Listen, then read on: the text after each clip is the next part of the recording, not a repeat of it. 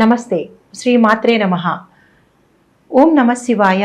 శ్రీ కార్తీక దామోదరాయ నమః. ఈరోజు మనం ప్రత్యేకించి చెప్పుకోవడం కార్తీక మాసంలో వచ్చే విశేషమైన పర్వదినము కార్తీక పౌర్ణమి. ఈ కార్తీక పౌర్ణమి ఈ సంవత్సరం నవంబర్ 15వ తారీఖు 2024న వచ్చిందనమాట. అయితే ఈరోజు మనం ఏ సమయంలో ముందుగా చెప్పబోయేది ఏ సమయంలో మనం కార్తీక దీపాలు పెట్టుకోవాలి, ఈ పౌర్ణమి సమయాలు చెబుతున్నాను.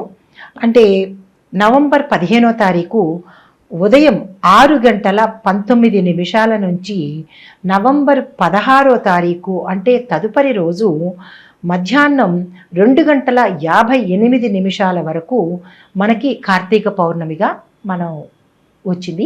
ఈసారి కూడా 2 రోజులు వచ్చింది కాబట్టి మనం దీపాలు పెట్టుకునే సమయం మాత్రము 15వ తారీఖు సాయంత్రం వేళ సూర్యాస్తమం తర్వాత మాత్రమే మనం దీపాలు పెట్టుకుంటాము.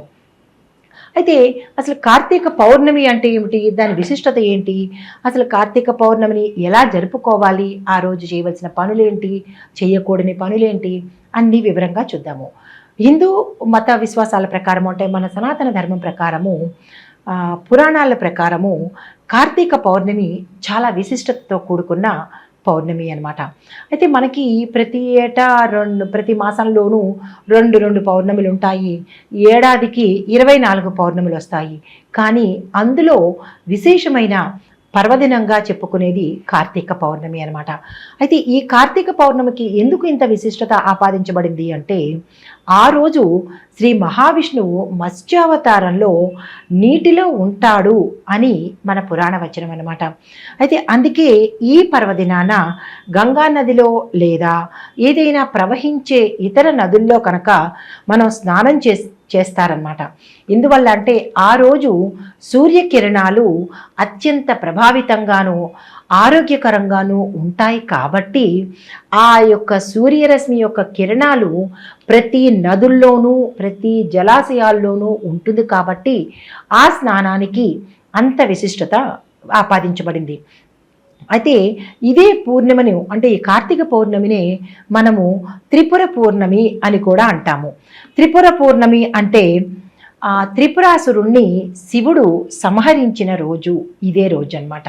అయితే ఇదే సమయానికి లక్ష్మీదేవిని కూడా మనం పూజిస్తాము. ఎందువల్ల అంటే అష్టైశ్వర్యాలు కలగాలని, మనము జీవితాంతము సిరి సంపదలతో భోగభాగ్యాలతో ఉండాలి అని మన పురాణాలు మన ఋషులు సనాతన ధర్మము మనకి చెప్పింది అందించింది కూడా ఇదే కాబట్టి ఈ రోజున మనము విశేషించి పనులు చేస్తాము. కాకపోతే ఈ కార్తీక పౌర్ణమికి దీపాలే ఎందుకు పెట్టాలి అంటే కార్తీక మాసంలో దీపానికి విశేషమైన ప్రాధాన్యత కలిగించిందనమాట. దీపంలో శివకేశవులు ఇద్దరూ నివసిస్తారని, తరువాత దీపంలో లక్ష్మీ అమ్మవారి కూడా నివసిస్తుంది అని, దీపం సాక్షాత్తు లక్ష్మీ అమ్మవారికి ప్రతిరూపమని మనం దీపానికి అంత ప్రాముఖ్యతను ఇస్తామన్నమాట. అంటే దీపం పెట్టడం ద్వారా మన సకల పాపాలు పోతాయి. అందులో కార్తీక మాసంలో పెట్టే దీపానికి విశేషమైన ఫలితం ఉంటుందన్నమాట. సిరి సంపదలు, అష్టైశ్వర్యాలు, సత్సంతానము ఇలా ఒకటేమిటి మనకి అన్నీ సమకూర్చేది ఈ దీపం అన్నమాట. అందుకని మన కార్తీక మాసంలో ఈ దీపానికి ఎక్కువ ప్రాధాన్యత ఇస్తాము.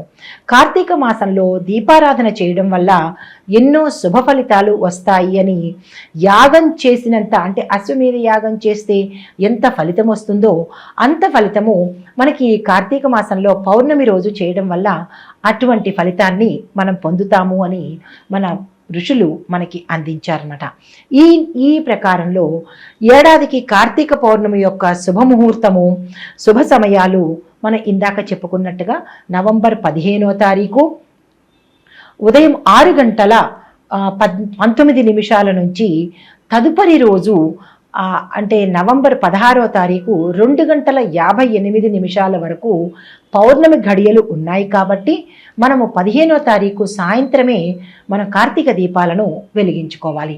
అయితే కార్తీక పౌర్ణమి రోజు మనం ఏం చెయ్యాలి, ఎటువంటి పూజ ఎలా మొదలు పెట్టాలి, ఎలా చేయాలి, ఎవరిని పూజ చేసుకోవాలి అనేది ఇప్పుడు చూద్దాము. కార్తీక పౌర్ణమి రోజు సూర్యోదయానికి ముందే నిద్రలేచి పవిత్రమైన నదుల్లో లేదా ప్రవహించే నదుల్లో, లేదు మనకి కుదరలేదు అని అనుకున్నప్పుడు సూచిగా మన ఇంట్లోనే ఆ భావన చేస్తూ గంగా నది అని, నర్మదా నది అని, గంగే చ యమునే చైవ గోదావరి నర్మదా నది అని ఆ నదులను తలుచుకుంటూ మన ఇంట్లోనే స్నానం చేసిన తర్వాత పవిత్రమైన నదిలో స్నానం చేయడానికి అవకాశం లేని వాళ్ళు ఇలాగ గంగాజలాన్ని నెత్తి మీద వేసుకుని, గంగాజలం కూడా లేకపోతే మనకున్న ఈ జలాన్నే పవిత్రమైన గంగగా భావించి పూజ చేయాలి. ఎందుకు గంగనే పూజించాలి అంటే, ఎందుకు గంగాజలాన్నే మనం తీసుకోవాలి కార్తీక మాసంలో అంటే, గంగాజలంలో గోష్పాదమంత పరిమాణంలో విష్ణుమూర్తి నివసిస్తాడంట. గోష్పాదము అంటే గోవు యొక్క పాదము ఎంత పరిమాణంలో ఉంటుందో ప్రతి జలాశయంలోనూ ఆ స్వామి యొక్క నీడ ఉంటుంది అని మన ఋషులు మనకి చెప్పారనమాట. స్నానం అంతా అయిన తర్వాత పూజా మందిరంలో ప్రత్యేకంగా దీపారాధన చేసుకోవాలి. ఈ పవిత్రమైన రోజున ఎవరిని పూజించాలి అంటే పరమేశ్వరుణ్ణి, లక్ష్మీదేవిని, వారితో పాటు విష్ణుమూర్తిని కూడా మనం ఈరోజు పూజించాలి. అసలు కార్తీక మాసం అంటేనే శివకేశవులకి ప్రీతికరమైన రోజు అన్నమాట. అయితే విష్ణువుకి ప్రత్యేకంగా నైవేద్యాలు సమర్పించాలి. తులసి మాతను కూడా అంటే తులసి కుండీని కూడా మనము ఈరోజు ఈ పూజలో ప్రధానంగా చేర్చాలి. తర్వాత విష్ణువుకి, లక్ష్మీదేవికి హారతి ఇచ్చిన తర్వాత కార్తీక పౌర్ణమి రోజు అంటే సాయంత్రం సమయంలో చంద్రోదయం ఉంటుంది కాబట్టి ఆ సమయంలో చంద్రుడికి కూడా మనం పూజ చేయాలి.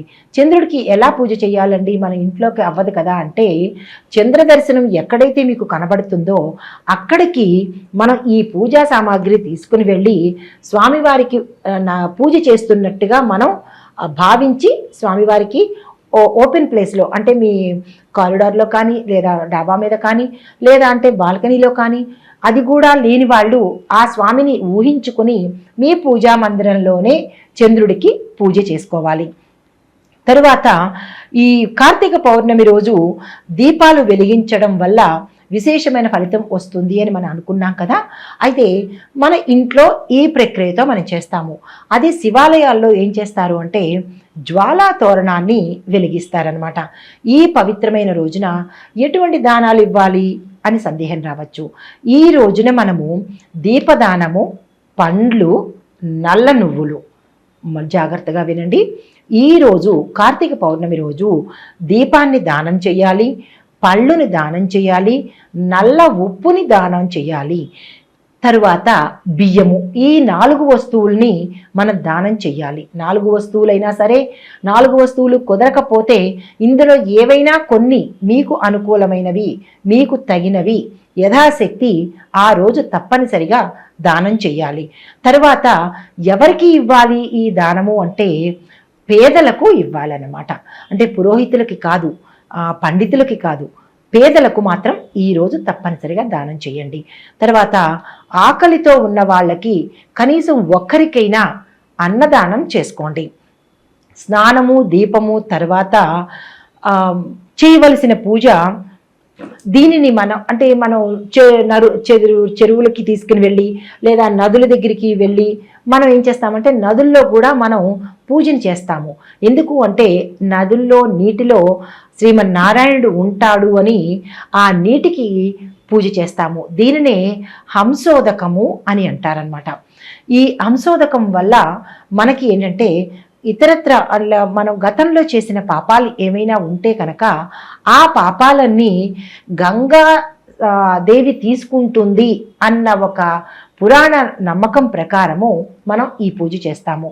అయితే మనకి గంగాదేవి నదికి వెళ్ళి చేసే అవకాశం లేని వాళ్ళు ఏం చేస్తారంటే ఆ నీటిని తీసుకొని ఆ నీటినే గంగామాతగా భావించుకొని ఆ తల్లికి పసుపు కుంకుమ సమర్పించి మనకి తెలిసి కానీ తెలియక కానీ త్రికరణాల ద్వారా చేసిన పాపం ఏదైనా ఉంది అంటే కనుక అమ్మా తల్లి మేము నీకు అర్పిస్తున్నాము, మా పాపాలని ప్రక్షాళన చెయ్యి అని గంగాదేవికి నీటికి మనం పూజ చేస్తాము. ఈ ప్రక్రియ అంతా అయిన తర్వాత అప్పుడు మనం దీపాలను వెలిగించుకుంటామన్నమాట. మొత్తం 12 దీపాలను వెలిగించాలి.